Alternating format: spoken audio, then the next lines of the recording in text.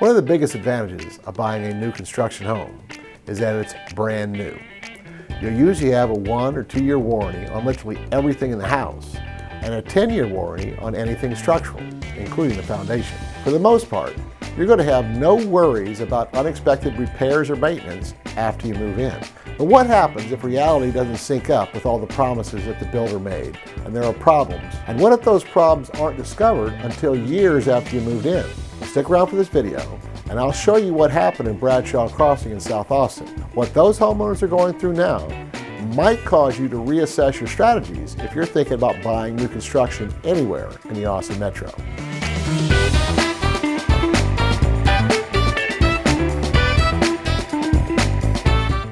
Bradshaw Crossing is just east of Interstate 35 in South Austin. Lennar has been building in this neighborhood for over 10 years. There have been literally hundreds of homes built and sold in Bradshaw Crossing, but there has also been a growing number of homeowners who are reporting cracks on the interior walls, which usually means some kind of foundation issue. Let's talk a little bit about the topography of this area. If you don't know, Interstate 35 is kind of like a dividing line separating the Blackland Prairie to the east from the hill country to the west. As you move into that hill country, you're going to see about 12 inches of topsoil, and below that is solid rock. To the east, there's virtually no rock under the surface, and that entire area along 35, all the way from San Antonio to Dallas, there's a lot of clay. Clay absorbs water, and when it does, it expands. And when the water evaporates, like during a hot Texas summer, that clay is going to contract.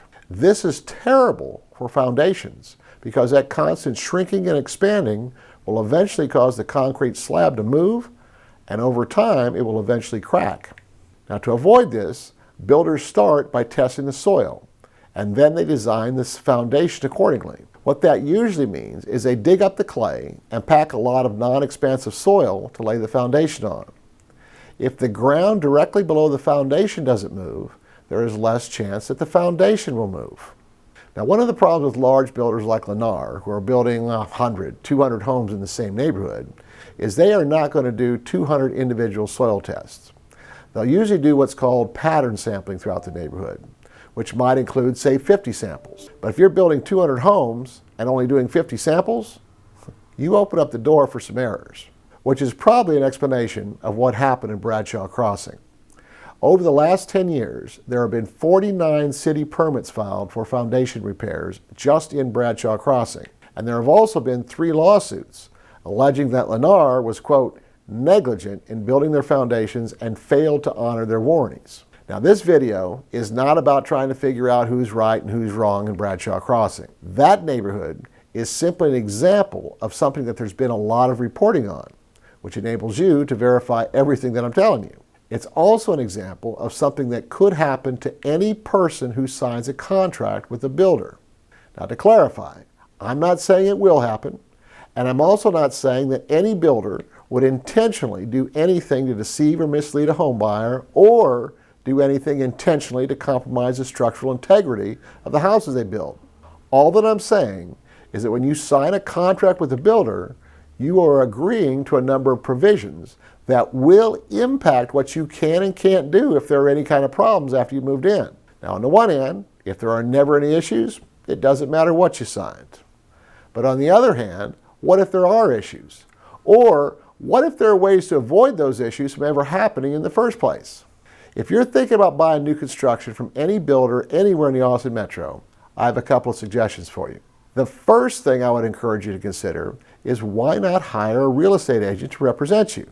I know that in today's market, builders almost encourage you to do it by yourself. And at the end of the day, that agreement is between you and the builder. But if you consider the number of housing transactions that builder has completed versus the number you have, you'll quickly see that they have a distinct advantage over you. Consider these 3 points. 1, you are not going to get any kind of discount by being unrepresented. 2, that builder pays the realtor commission, if you have one, and keeps the money for themselves if you don't. And 3, the consequences of not knowing something could be very expensive down the line. At the very least, your agent should have knowledge and experience specific to the area you're buying in and the builder you're working with. As an example, if you were thinking about buying in Bradshaw Crossing, Don't you think it would be helpful to know about the foundation problems we talked about earlier? Now, when it comes to the actual contract and all the addendums, it was created by the builder, and it's going to have provisions in there which are going to favor the builder. Specifically, things like agreeing to binding arbitration if there are any disagreements in the future. Now, I'm not an attorney, so I can't advise you on legal matters, but one thing I often do for my clients who are purchasing new construction is to arrange for an attorney to review the builder contract and then set up a conference call so you, the buyer, can discuss the contract with an attorney so you can fully understand what you're agreeing to in the contract. The other area that's often overlooked with new construction is third-party inspections. That contract is probably going to give you the right to have an inspection done, but it will cost you some money. I've actually heard buyers say this: it's new construction. They've already had the city inspectors in there. Why do I need someone else to inspect it? Now, it's 100% your decision, but I would imagine that if you took a poll of homeowners in Bradshaw Crossing, a clear majority would recommend that third-party inspection. Now, to sum up, there are a number of advantages to buying new construction. I personally have helped numerous people buy new construction in the Austin Metro, and I also have numerous former clients who are very happy with their purchase. What I'm trying to bring to your attention in this video is that a builder will always have an advantage over you with respect to negotiating terms and conditions, especially in today's hyper-competitive market. You as the buyer are a party to the contract and you have rights unless you give them away. But regardless of what is or isn't in that contract, you should fully understand all the terms when you sign it and not find out about it after a problem is discovered. Now, if you like this video, you should check out this other one that I did. And don't forget to subscribe to my channel and hit that notification bell. All of my contact information is in the video description. Let's make your real estate dreams come true.